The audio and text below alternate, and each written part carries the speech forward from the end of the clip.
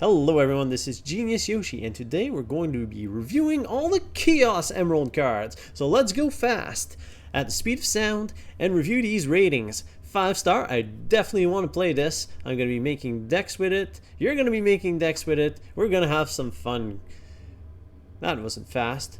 4, solid card, including a lot of competitive decks. 3, it might be included in some decks. 2, I might be playing it, you shouldn't. And 1, no one should really be playing this. So let's move on and rate some cards. Let's kick things off with Arthur, the trained swordsman, with very nice art, but a 4/3 for 4 inkable, quest for 2, very basic stats, no ability to speak of, literally no ability, and well deserving of that 1-star rating. Not much to say here. Let's take a look at this one. Beast Relentless. A 4/5 for 6 inkable, quests for 2 with second wind. Whenever an opposing character is damaged, you may ready this character. Whew! What an ability. Now, the main thing to notice is that second wind does not say, you cannot quest after you ready it. Beast Relentless can quest and quest and quest and keep on questing. And challenge and then keep on questing, which is very powerful.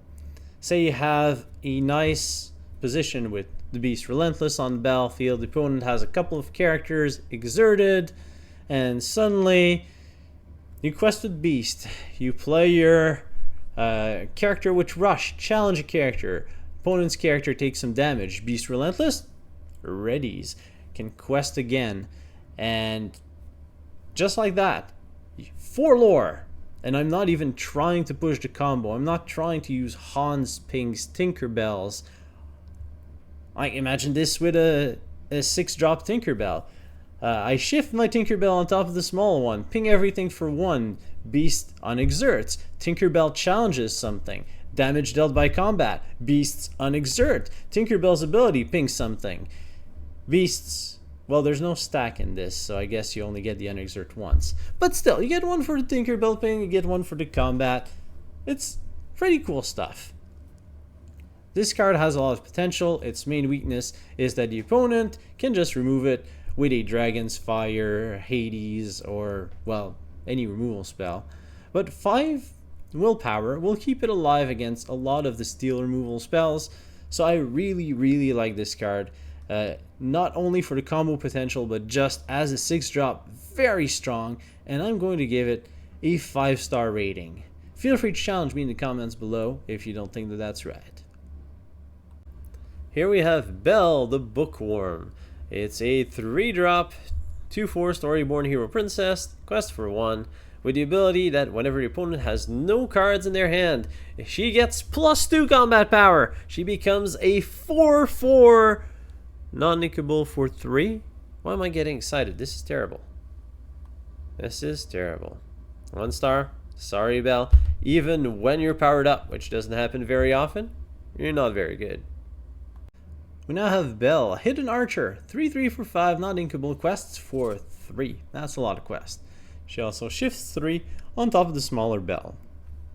And with Thorny Arrows, whenever this character is challenged, the challenging player discards all cards in their hand. Okay, well, all can both be extremely powerful or extremely weak. So if the opponent has no cards in hand, all their cards in hand is nothing and no effect. And you suddenly have a 3/3 quest for 3/5, which is, well, with the 3 quests, it's still fine stats, honestly. And if your opponent has a mid full of cards, discarding their whole hand is completely devastating, which makes Belle very hard to remove by combat. What I like to think of Belle Hidden Archer as is competition for Cusco. And they're really the 2 comparables because they're both 5 drops, non-inkable, quest for 3. So what would you prefer? Someone who's immune to single target effects in Cusco and will take down an opposing's threat whenever it gets challenged, or Belle that has no resistance whatsoever for removal spell, but when challenged, she takes out your opponent's hand. I would probably take Cusco 90% of the time over Belle. And that's why I don't like Belle as much as people kind of jump on and say, oh, this is amazing. It is pretty strong, but that 5-drop has a lot of competition. Now granted, she can be shifted and you can probably get a couple of quests for it, but also know that the opponent can just dump their hand before going to challenge Belle, and her ability then becomes not as good. You don't have that kind of counterplay against Cusco. You kind of have to deal damage to it and then send a weaker character to finish him off.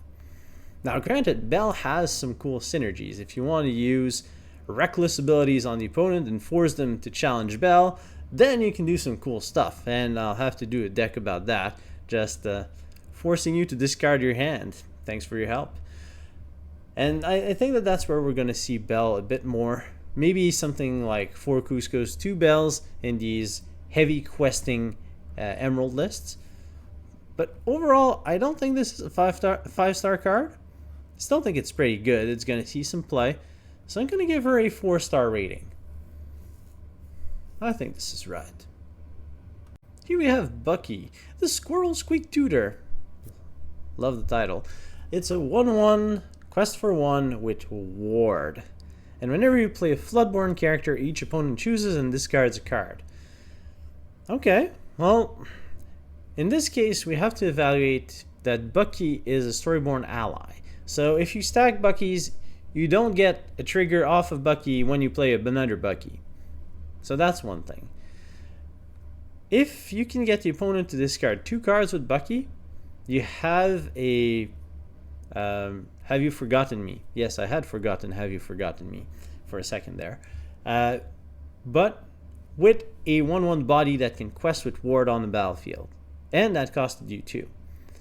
So if you can fill in your deck with a bunch of Floodborn characters, and they don't all have to be Floodborn, but just maybe half of your deck with Floodborn characters, and you can trigger Bucky once. Well, actually, you trigger Bucky once, you've gotten 1 card for your Bucky. Kind of break even. If you activate it twice, then you've gotten card advantage out of Bucky. And you still have your 1/1 quest for 1.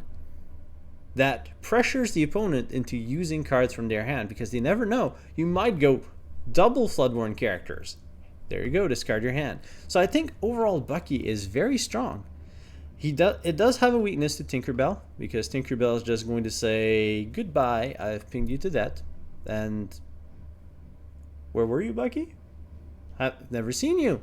I just came into play and you're not there. But outside of Tinkerbell, Bucky's pretty strong. So I'm going to give it a 4-star rating. Also, by the time the opponent plays Tinkerbell, you might have decimated their hands and taken down Tinkerbell. So I really like Bucky. I'm going to be playtesting it, trying it, and hoping that it works, but not too much, because if hand control gets too strong, then the game can become unfun. But I like Bucky for now, and we're going to be playing it out and seeing how good it is. Here we have the Chish Cat, always grinning, a 3/2 for 2, quest for 1 vanilla character, not great by himself, but he is a pretty good shifting target for the bigger Cheshire Cat. I'm going to give him a 2-star rating, kind of what I'm giving the small Tinkerbell. By himself, not great, but he's probably going to be part of the deck that plays the big shifted character. I mean, his stats are decent, and that's really all you need him for. Stats and a shift target. And here is his shift target, Cheshire Cat from the shadows. An inkable 8-drop, 5/6 of stats, shift 5, evasive, quest for 2. Alright, so let's stop there for a second. You have a shift 5 with pretty strong stats. 5/6 for 5, solid. Quest for 2, solid. Evasive, very good. I mean, right there, he's actually a decent card already. And he's an inkable 8-drop, so you don't really want to play him for 8, you want to shift him for 5, but if you draw him early without a shift target, meh, it's an ink card. If you draw him late game, he's a big beater. And he has a wicked smile. You can exert him to banish chosen damage character. Oh, now that's nice. That's really nice. It's not just banished a character. You must damage the character. But This is one way to deal with characters that are unexerted. For example, imagine you have a Hans, 13th in line in play with a Cheshire Cat. Opponent plays a big character, you go, I ping it with Hans. It's now a damaged character. Cheshire Cat, do your thing. Character is banished.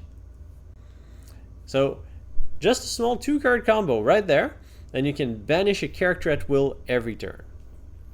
Okay, that has weaknesses, but you don't need to have that 2-card combo. You can match it with Tinkerbell, just pings everything for 1. You can just have prior combats and activate Cheshire Cat's ability. Also, this is a shift character, so you can just shift, activate ability out of nowhere, surprise the opponent. Overall, I really like this card. This feels definitely super rare as it is marked, or even legendary to me. It's not groundbreaking or completely meta-defining, but it's good. And good enough for an 8-drop to be, I'm going to say, at the level of the big Elsa, the big Hades, and just be very strong by itself. Solid stats with a good ability and some combo potential is pretty much all you can ask for your late game threats, so I'm going to give him a 4-star rating. Pretty solid, but not groundbreaking. Undercover, we have Daisy Duck, the secret agent, a 2/3 for 4, inkable, quest for 2. Alright, so stats line is a little weak to begin with. If I'm comparing with Hans, for example, that has a good ability as a 2-quester. Well, let's look at her ability. Whenever she quests, the opponent chooses and discards a card. Well, that's pretty good. That means that if you manage to stick Daisy Duck on field, quest once, you gain 2 lore, and you get 1 card, poof, popped out of your opponent's hand. So even if the opponent takes out Daisy Duck, well, you've taken out a card, you've dealt some damage to a card on the field, and you've gained some lore. That's a pretty good trade. The downside is you're trading some tempo for it because you're not putting a lot of pressure on the board because of her weak stats. So you want to be careful with a line of like Little Squirrel Bucky, and then Prince John on turn 3, and then Daisy Duck on turn 4. Yes, you're getting a lot of discards set up. And she's Dreamborn, not Floodborn, so she doesn't really go that well with Bucky. But yes, you do get a lot of discards set up, but you're giving a lot of time to your opponent to pressure you on the board. On the other hand, if you apply a bit more pressure on turn 2 and 3, then you sit a Daisy Duck on turn 4, and you're keeping your Prince John with a discard pile on turn 5, and suddenly that Daisy is giving you a +2, drawing 1 card for you, discarding 1 card for the opponent thanks to Prince John, and you can get another discard effect. Then suddenly you can get the ball rolling pretty fast. So I like Daisy Duck. I think she's a solid 4-drop. You just want to be careful about tempo. But if you get to quest multiple times and hit your opponent's hand a couple of times with Daisy Duck, I mean, she's done her job, and she quests for 2.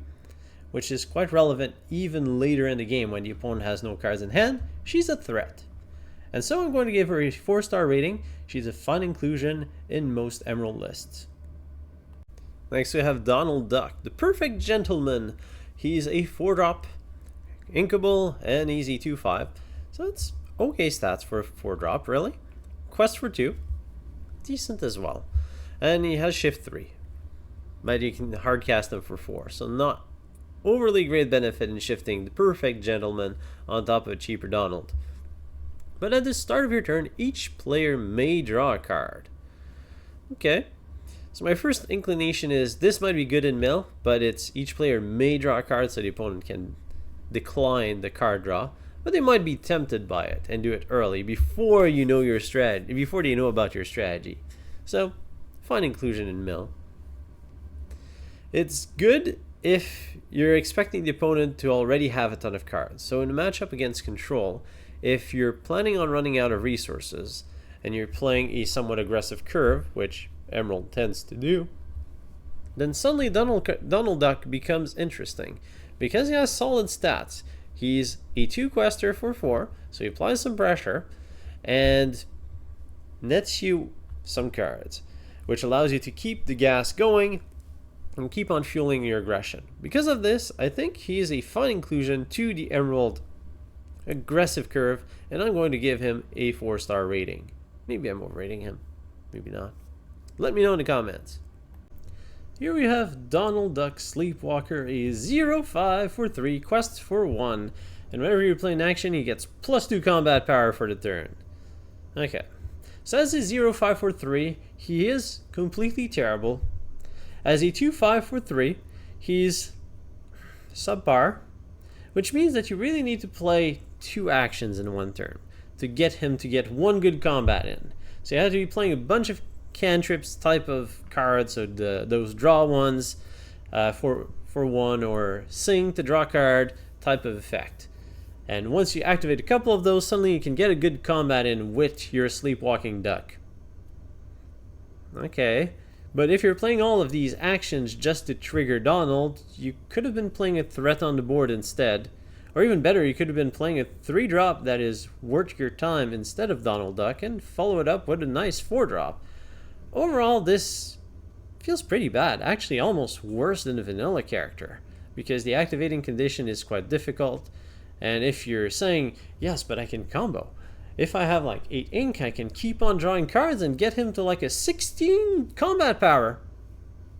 Okay, what are you going to take out with 16 combat power? Yeah, there are better things to play, and I'm going to give him a 1-star rating. Go back to bed after you're done with your sleepwalking, and we'll wake you up someday. Here we have Dr. Facil, Fortune Teller, as an inkable 7-drop. 4-4, quest for 3, evasive. Okay, so he's a big evasive. But we're not paying 7 for that. You're paying for, you're in my world now. Reveal whenever this character quests. Chosen opponent's character can't quest during their turn. So it's a repeatable kind of quest freezing on the opponent. And he's evasive. So you keep on questing for 3, gaining a ton of lore, and you're denying one of the opponent's character the ability to quest. Turn after turn after turn. Because he's not going to get challenged, he's evasive. And obviously after the 3 turns I've spoken about, you've probably won the game because he's questing for a lot. He's also pretty tough, resistant to grab your swords, fire the cannon, smash. So, he's an interesting character. Now let's compare him to some other 7-drops. There's the Sapphire Hades that removes a threat, which I think is the superior option. We can compare him with Elsa, the Spirit of Winter, which freezes 2 of the opponent's character. Hits 2, and it's also no combat, which feels like a stronger ability, even though it's not as repeatable. It's stronger, and it's when she enters the battlefield. And I guess that's what I don't like so much about this Fortune Teller, is that he doesn't get the trigger when he enters the battlefield. You resolve him. If the opponent has a removal spell, well, you've lost your turn, essentially. If you can stick him on the board, the repeatability of the ability is pretty good, but I think I prefer John Silver in that type of spot. With 5-5 questing for 2, and giving Reckless is somewhat equivalent to forcing the opponent to not quest. Actually, you're forcing them to challenge as well. So it might even be an upside to this ability. You get it when he enters the battlefield and when he quests, and he costs 1 less. So I think Dr. Facil is pressed between, squeezed kind of between different cards and doesn't have a clear spot. Maybe in some kind of Emerald deck that wants to play a lot of top-end characters, he can sneak in and provide value. I mean, he's not a bad card. He's just expensive and doesn't do anything the turn he enters the battlefield. Overall, I think he's okay, and I think he deserves a 3-star rating. He is usable, but I think there are better options out there. Next we have Enchantress, Unexpected Judge, a 1-1 for 2, quests for 2.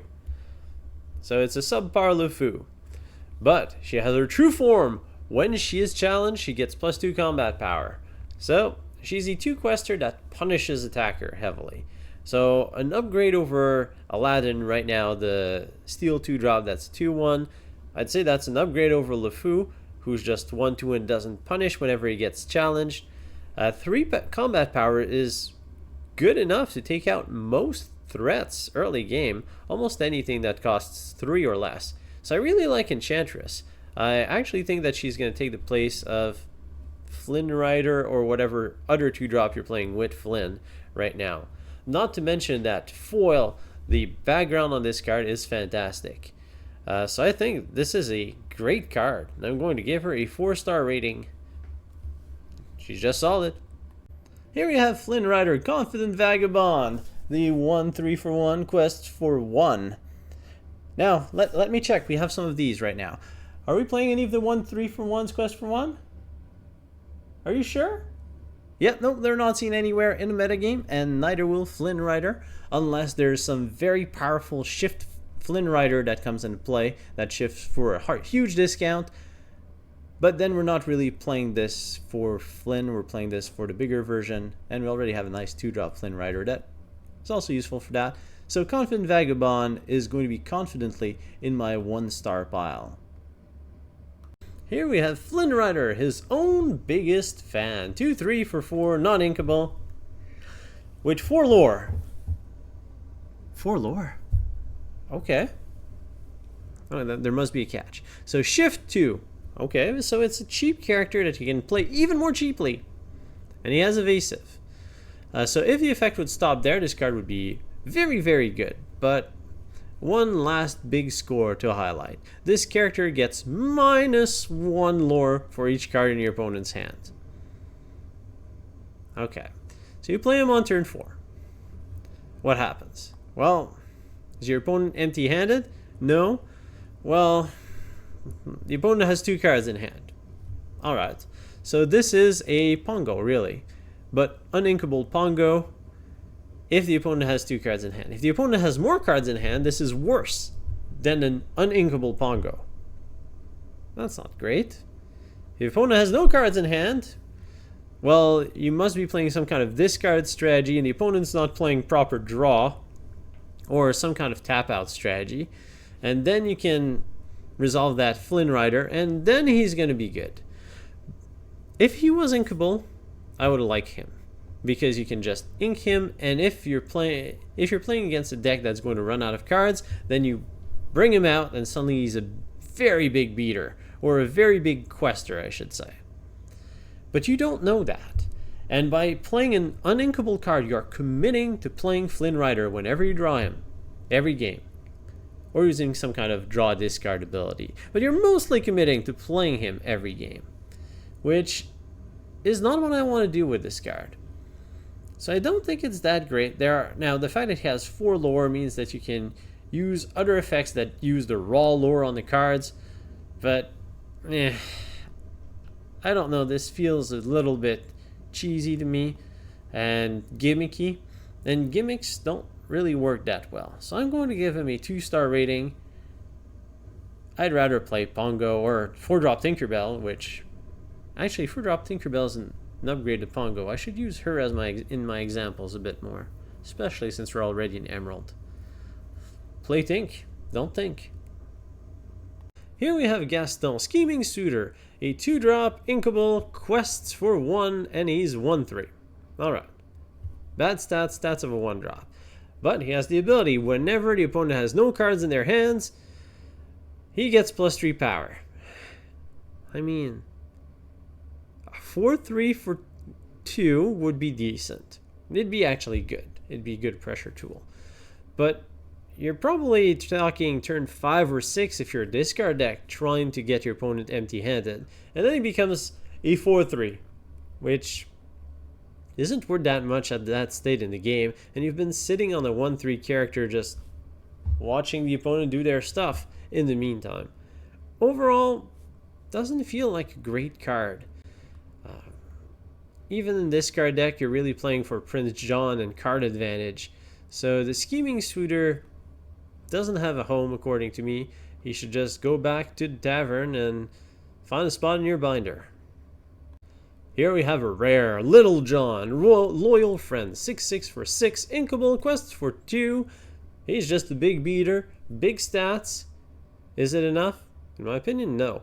In particular, we have John Silver as an inkable 6-drop that's slightly weaker, 5/5, quest for 2, and has a good ability on top of it. There's just so many better options in the 5 to 6 ink slot that Little John is not going to see any play outside of Limited, where he might actually be okay. But for now, I'm going to give him a 1-star rating for Constructed. There's just way too many other better options. Here you have Lucifer, the Cunning Cat. A 5-drop, non-inkable, 2/2, quest for 2. Terrible stats. When you play this character, each opponent chooses and discards either 2 cards or 1 action card. Fantastic in multiplayer, because it says each opponent. Discarding 2 cards has proven to be pretty good, as we've seen with Have You Forgotten Me? And we also have more discard support coming in with Emerald this set. So Lucifer's ability is pretty interesting.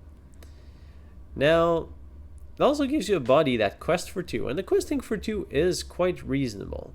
It's just the 2/2 stats line is disappointing, and the fact that he's non-inkable, so if the opponent has no more cards in hand, it's just a 2/2 quest for 2, which really don't want to pay more than 2 for, maybe 3. So overall, it's all right. It's all right. I'm going to give this card a 3-star rating, because if you can hit 2 cards in your opponent's hand, or even hit 1 action, it's pretty good, especially with the discard support. Let's bring the pain on our opponent. The Underworld Imp, that is, as an inkable 2-drop, 1/4 stats, quest for 1. It's pretty tough 2-drop. And when he has 5 power or more, he suddenly quests for 3. Now, if you can get him to quest for 3 every turn, this is a fantastic card, but you won't be able to. How do you get him to 5 or more power? Well, mostly through support. And maybe that new Alice in Wonderland that's available that gives all your characters support. So then you quest, you give Pain a lot of power, and suddenly Pain can quest for 3. And maybe he can find a home in these types of decks as just a big tough character that can put pressure on the opponent trying to play a Lilo or a Maleficent or a Pinocchio, and just trying to get away with free ink or free lore. And Pain just stops them in their track because he has way too much willpower, and get into the late game, and suddenly he starts questing for a lot. Also, with his willpower, if you're playing him in the support deck, you can kind of boost him, and suddenly he becomes like a 3/4, and that's actually pretty decent stats for a 2-drop. But overall, this card needs a lot of support, literally, and I'm going to give it a 2-star rating. Might see play in some of these niche decks, but he's probably not going to be overly good at it.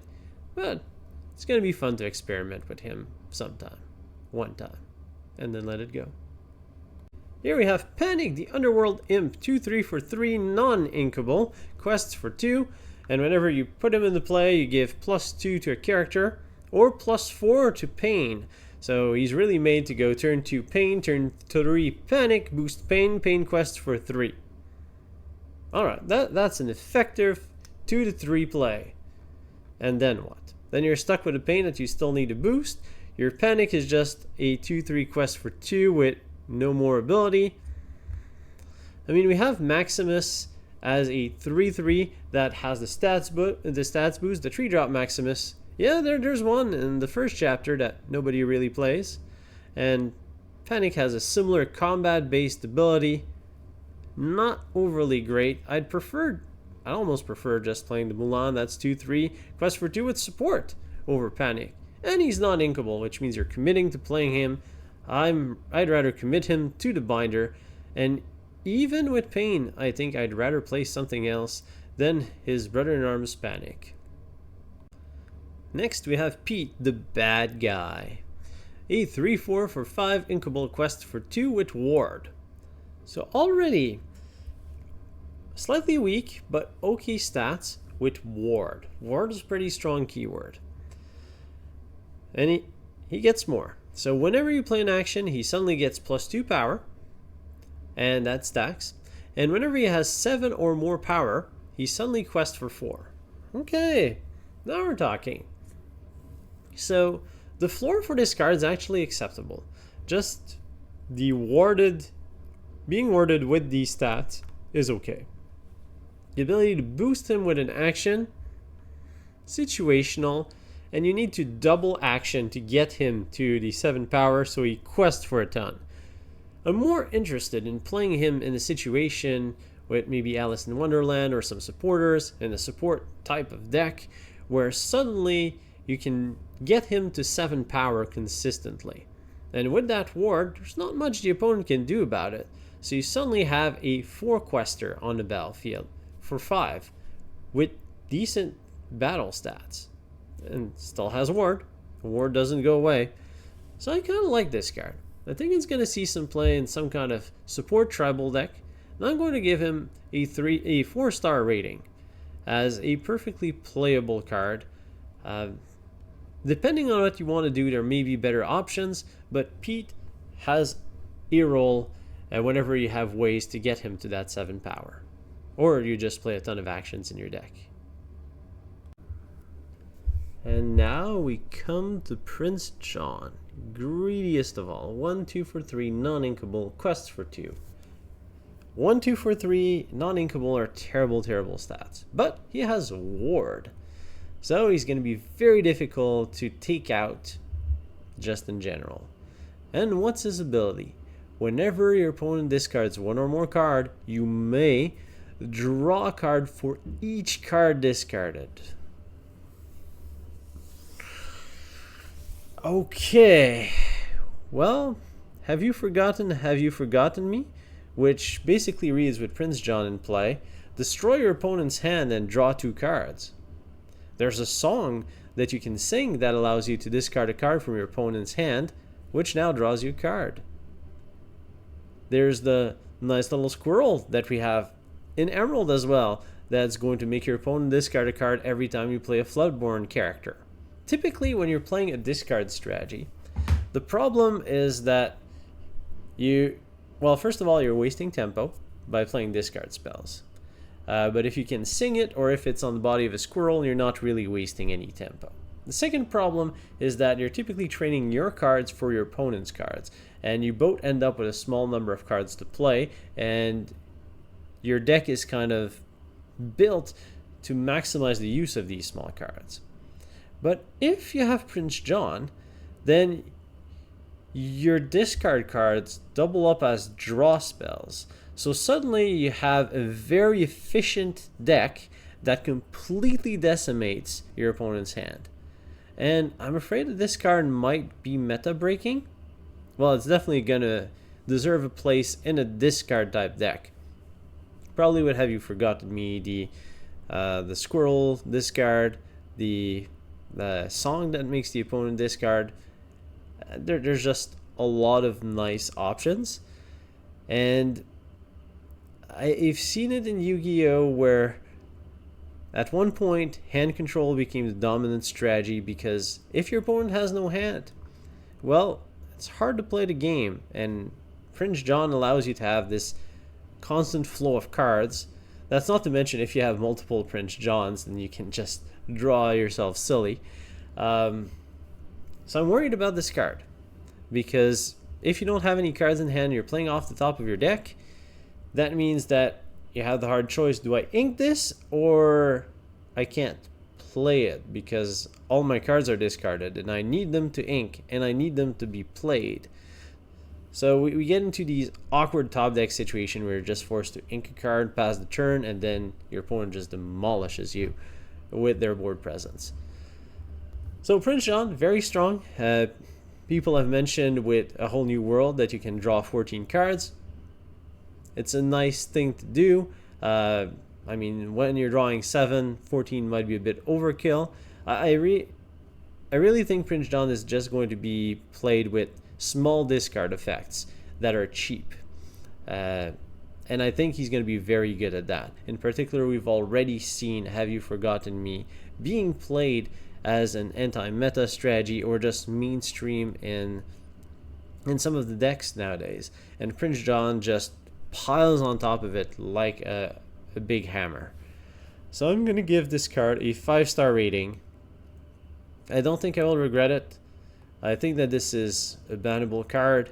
The only thing that I hope is that we get enough card draw to actually compensate for Prince John, who is the greediest of all. And I guess I do like greedy styles of gameplay, so I'll be playing him in deck coming soon. Next we have the Queen of Hearts, quick-tempered, a 1/2 for 2 non-inkable, and she quests for 2, so it's a heavy quester. When you play this character, deal 1 damage to chosen damage character an opponent controls. Okay, so let's look at this card. Early game, she's a 1/2 quest for 2 with essentially no ability. That's kind of a LeFou, the Amber one, who's inkable with a similar stats line. Honestly, I prefer the Enchantress that we've seen earlier that punishes a lot more when she gets challenged. So, Queen of Hearts I don't like as much. Now later in the game you can use her to actually ping something for 1 if the opponent has done some combat. But typically pinging for 1 doesn't do great unless you're Tinkerbell and you ping everything for 1, have great stats line, quest for a lot, well, and be inkable. This is not Tinkerbell. This is mediocre, I'd say, because it's not inkable. If this was inkable, it would be an interesting, versatile card, but you're committed to playing your Queen of Hearts because she's uninkable, and while better than a vanilla card, is not that great. So 2-star ratings for the Queen of Hearts. Here we have Ratigan, the Criminal Mastermind, a 4/1 for 4 inkable, quests for 2 with evasive. I don't know about you, but typically my evasive characters I use to quest, not to go to combat with. That mostly defeats the purpose of evasive. I guess you can use them to take out opponents' evasive characters, which isn't exactly what Emerald wants to do, but it's nice to have the option. Overall, the stats on this card are weird. I don't like investing 4 ink in something that can be Tinkerbell to Doom, and it just snaps her fingers and goodbye, you've lost your 4-drop for free. Feels like a heavy cost, and to me this card is difficult to justify playing in your deck. There's just a lot of better evasive characters. There's better combat-based characters, and I'm sorry, but the Rat deserves a 1-star character this time. Here we have Ray, the easygoing Firefly, 3/3 for 5, inkable, quests for 3 with evasive. Okay, so an Emerald 5-drop that's meant to quest. This reminds me of Cusco. So Cusco is also a 3-quester. Cusco has Ward, and if he gets destroyed by combat, he takes out one of the opponent. Cusco feels a bit stronger than Ray. Actually, quite a bit stronger. But he is uninkable. Ray gives you an inkable alternative to Cusco. Or you can actually play them both. Because a 3-drop evasive, while being weak to removal spells, is not weak to combat mechanics. And 3/3 is actually decent stats, so it's not like he can get pinged by a Tinkerbell or by a fire cannon, grab your sword, you name it, removal spell that doesn't deal with 3 will-powered characters. So 3/3 evasive is actually quite decent. And the questing for 3 puts him as a very fast clock. And I like this card. I think it's going to be included in a lot of decks that are trying to raise the opponent. It's a fast clock. It competes with Cusco, but it gives you the inkability that Cusco does not, and allows you to just move the uninkable cards to something else. Maybe Genie's on the job, maybe some kind of 4-drops, or something else that you want to play that is uninkable for the strategy, the specific strategy that you're building. I think it's a nice option to add to the Emerald arsenal, and I'm going to give it a 4-star rating, even as a common. Here we have the Queen, disguised Peddler, which is here to remind us that an apple a day keeps the doctor away, as long as you aim well. She's a 2/3 for 3, non-inkable, with the ability to choose and discard a character card, and gain lore equal to discarded character's lore. Now this is the card that combos very nicely with that Flyn Rider that we've seen before. You discard that Flynn, discard a Mickey Mouse Brave Little Tailor, and bam, you quest for 4. Is that worth it? Is that worth playing a non-inkable 3-drop with bad stats that needs to discard a card every time you want to quest? I mean, it's not like she can just quest for 1 and then Oh, just the big push. Quest for 4 by discarding this big card. No, you have to discard a card to gain lore every time. This feels very yucky to me. Super rare? More like uncommon, I'd say. I'm going to give this card a 2-star rating. I think the ability is not great. I mean, you can get 3 drops that can quest for 2 just naturally. Yes, she can reach 3 or 4 as a 3-drop, but the cost, oh man, the cost is high. I mean, it's still a cool concept, but man, the cost is high unless there is a good way to revive characters from her discard pile, in which case the Queen is a nice discard outlet that allows you to gain a bunch of lore. And Emerald doesn't have that many good discard outlets so far. It's more Steel that has them. So if there is a good discard revival type mechanic, maybe then we can use the Queen. But for now, don't use her. Just take the apple, run away, disinfect it. Is that good enough to remove poison? Probably not. Maybe you should buy your apples at the market instead. Yes, pro recommendation. Next we have Tiana, True Princess. Beautiful aquarelle style artwork on this card. I expect it to be really nice in foil. But in terms of power, 5/3 for 5, quest for 3, kind of reverse stats of the 5-drop Maleficent that we have. No, actually she's 3/6 in the Sapphire Ink. Problem is, willpower is actually much better than combat strength.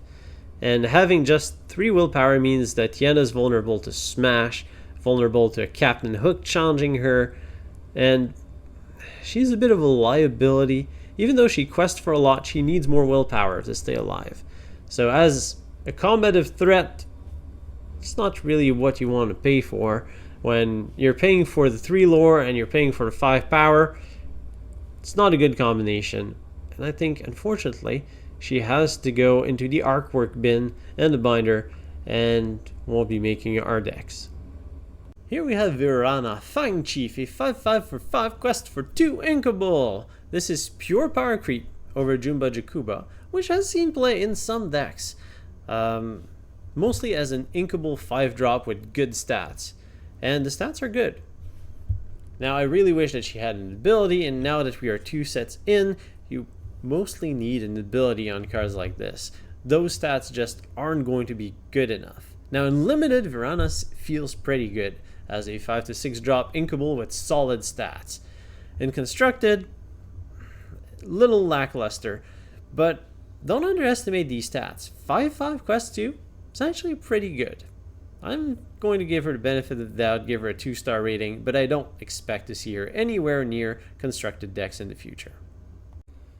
Next we have Tiana, True Princess. Beautiful aquarelle style artwork on this card. I expect it to be really nice in foil. But in terms of power, 5/3 for 5, quest for 3, kind of reverse stats of the 5-drop Maleficent that we have. No, actually she's 3/6 in the Sapphire Ink. Problem is, willpower is actually much better than combat strength. And having just 3 willpower means that Tiana is vulnerable to smash, vulnerable to a Captain Hook challenging her, and she's a bit of a liability. Even though she quests for a lot, she needs more willpower to stay alive. So as a combative threat, it's not really what you want to pay for. When you're paying for the 3 lore and you're paying for the 5 power, it's not a good combination. And I think, unfortunately, she has to go into the artwork bin and the binder, and we'll be making our decks. Here we have Verana, Fang Chief, a 5/5 for 5 quest for 2 Inkable. This is pure power creep over Jumba Jakuba, which has seen play in some decks. Mostly as an Inkable 5-drop with good stats. And the stats are good. Now I really wish that she had an ability, and now that we are 2 sets in, you mostly need an ability on cards like this. Those stats just aren't going to be good enough. Now in Limited, Veranus feels pretty good as a 5 to 6 drop Inkable with solid stats. In Constructed, little lackluster, but don't underestimate these stats. 5/5 quest 2 is actually pretty good. I'm going to give her the benefit of the doubt, give her a 2-star rating, but I don't expect to see her anywhere near constructed decks in the future. Bibbidi bobbidi boo, it's time to go to the ball. And look at this card. It's a 3-drop non-inkable action song. Return chosen characters of yours to your hand and play a character with the same cost or less for free. Ooh, I like free. So first off, let's talk about the Merlin in the room, the big bearded elephant. I don't think he has an elephant form yet, but if you use that on the Merlin, you've played a Merlin, trigger the effect. You bounce it back to your hand, trigger the effect again, and that costed you bibbidi bobbidi boo because you've sung it with Merlin. So you've exchanged it and 2 triggers for a new fresh character from your hand for free. Well, it costs you the 1 card for the bibbidi bobbidi boo, but it's pretty good. You can also use this to heal a character. It's mostly to reuse enter the battlefield ability, but it can also be used as surprising the opponent with just completely switching your character's configuration. Turning that 3-drop Maleficent into Rafiki and then playing something else on turn 4 can be quite a big surprise. Also, with shifted characters, when you play this, you're going to bounce back the big character to your hand. You actually get back both cards because it's shifted. And then you get to play the bigger character again for free, meaning that you get that small copy back into your hand for free. Well, as an exchange for the bibbidi bobbidi boo, which does cost you a card. The fact that you can sing this means it can be extremely low costed. It's a song which, well, also goes with the song synergies. So Ariel, Spectacular Singer, loves this type of card. You can just fetch them or have easier access to them. Nice upside. I really like this card. The only problem is it's not inkable and it's a somewhat situational effect. But if you build your deck right, I think that this is a 4-star rated card that we're going to be seeing in a lot of decks. I just like it. So many possibilities. And also, it's nice to say bibbidi bobbidi boo. Next card. Bounce! Return chosen character from your hand. Return 1 of your character back to your hand and 1 of any character back to its owner's hand. Costs to not inkable. I typically love these types of cards because they make for very interesting decisions. You need to have the nice scenario in play. Typically, you want to bounce something with a nice enter the battlefield ability on your side so you get to reuse it. And bounce a big threat without an enter the battlefield ability from your opponent so that they're losing a bunch of tempo. And you can build your deck around abilities like bounce, also triggers Merlin. And one thing to note is that you can bounce 2 of your own characters if you wish. So if you're playing a bunch of cheap characters with enter the battlefield abilities, you can bounce them, play them again. And you can also use bounce to heal your characters, which is kind of nice. So there's a lot of flexibility, a lot of nice use. And if this was inkable, I would give it a very good rating. But it is not. Which means you have this situational type of card that you will be forced to play because you can't ink it. So you either play it or you keep it in your hand stuck. And because of that, I think it's not as good as it looks. So I'm going to bounce it back to a 3-star rated card. It's going to see some play. You probably don't want a full playset unless you're really playing shenanigans. Although maybe you do play it when you're playing shenanigans. In either case, I like this card. It's going to be a fun card. It's going to be stuck in your hand in some games. But it's going to be a fun card with a somewhat powerful effect. So 3-star rating it is. Don't look at the art on this card too long before you get hypnotized. Now Ka is looking at us and saying each opponent will discard a card and you will draw a card. So this is actually free. Okay, now this is a 2-for-1. 2-for-1s can't be that bad. If this was a song, it would be really good. It would be as good as Friends on the Other Side. And it's a similar effect. Friends on the Other Side is a 2-for-1, arguably a little better with just the raw ability because you will always draw 2 cards. While this will always draw you 1 card, but if the opponent has no cards in hand, This is just a very expensive cantrip. Alright, so it's similar to Friends on the Other Side, except Friends on the Other Side is a song, so you can play it for free. Hypnotize, you have to pay the full cost to exchange it for another card, get one card out of your opponent's hand. It's expensive. You might want to play Hypnotize into Have You Forgotten Me to play some kind of hand disruption game, and in that sense, Hypnotize is fine. You can always just ink Hypnotize, so it's not that big a deal. Overall, I think it's a playable card. I don't think it's that great because it's not a song, so having to invest a full 3 ink for it is a bit much. So I'm going to give it a 3-star rating. It's good, but it's not that good. Next up we have Improvise, a 1-drop cantrip. Use a fan to fight a sword because it's going to allow you to draw a card. So Improvise, what does it do? Very simple. Chosen character gets +1 this turn and you draw a card. So the ability is pretty good.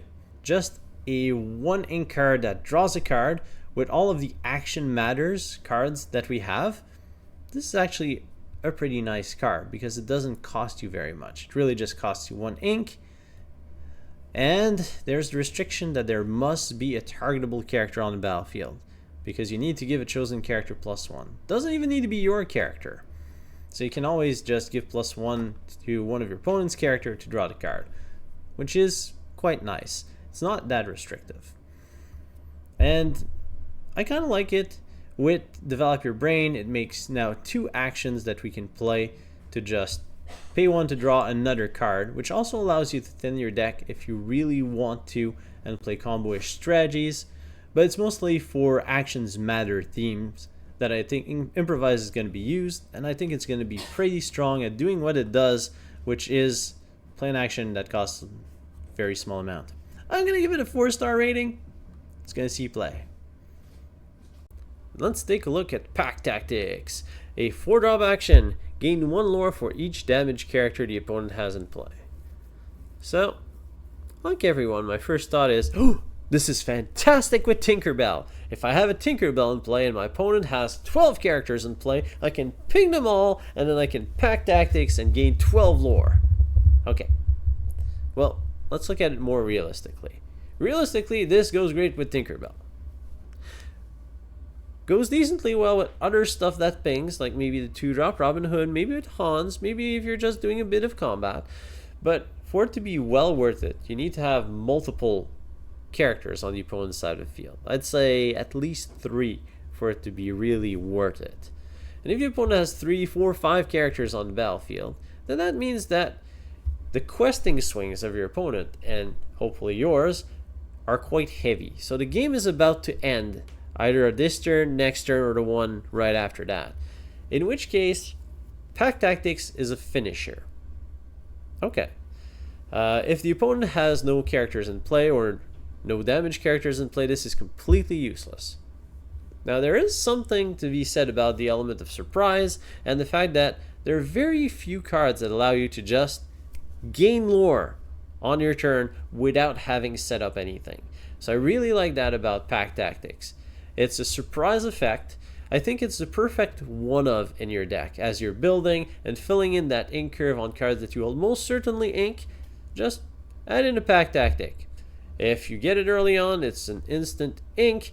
It's going to keep the opponent on their toes because they've seen you ink a Pack Tactic, so now they need to be careful that you're not playing one, and maybe it's going to force them to be making bad decisions off of that thought. So, Pack Tactics, decent finisher. It's going to end up in the ink pool most of the time. It just changes the math in the late game. Sometimes you're just questing for 1 or 2 and the opponent's questing for 1 or 2 and kind of calculating the combat, and you can pick them up by surprise with this card. I think it's going to see some play as a one-of in quite a few decks.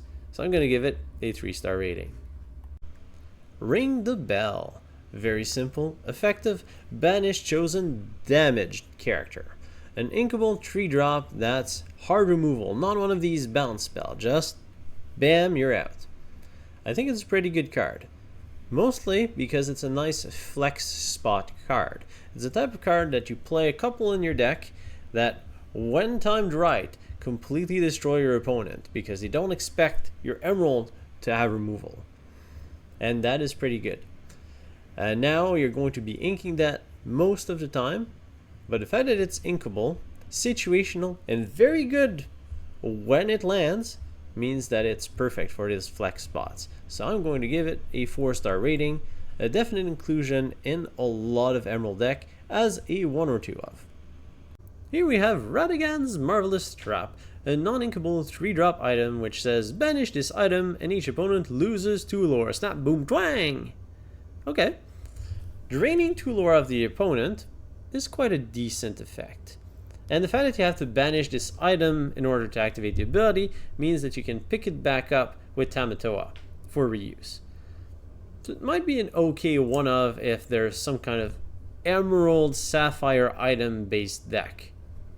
But overall it's a big investment to commit to playing the Marvelous Trap because it's uninkable. If it was inkable, let's say it's a nice flex slot. It's actually a nice 1 or 2 of in your deck. If you're in a tight spot and the mat adds up right, then you can just play it and swing the mat around in your favor because it's instant. Just boom, 2 less lore for the opponent.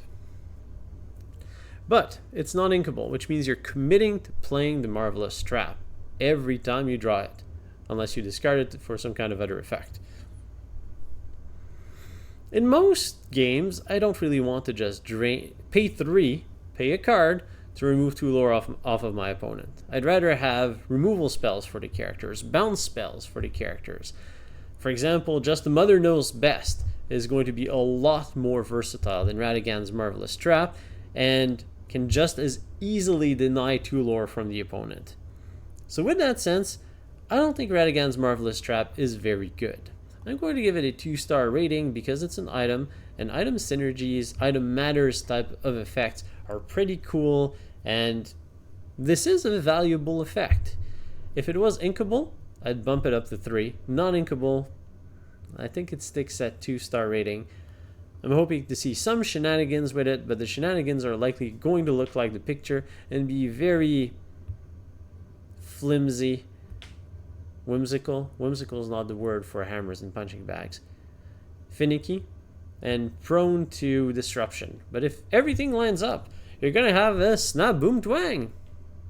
I hope that you've enjoyed this set review featuring the Emerald cards from Rise of the Floodborn, featuring some beastly cards, some Cheshire Cats, and some discards, well, probably too much discard for one set. So, I hope that you've had a great time, enjoyed the humor along the way. Let me know in the comments below what is your favorite Emerald card from Rise of Floodborn. Don't forget to subscribe to make sure you don't miss out future set reviews coming pretty soon, as well as awesome gameplay videos featuring decks that you've thought of and that you'd like to see in decks you haven't thought of and would like to hear about. Again, I hope you've had a great time, and I'll see you next time.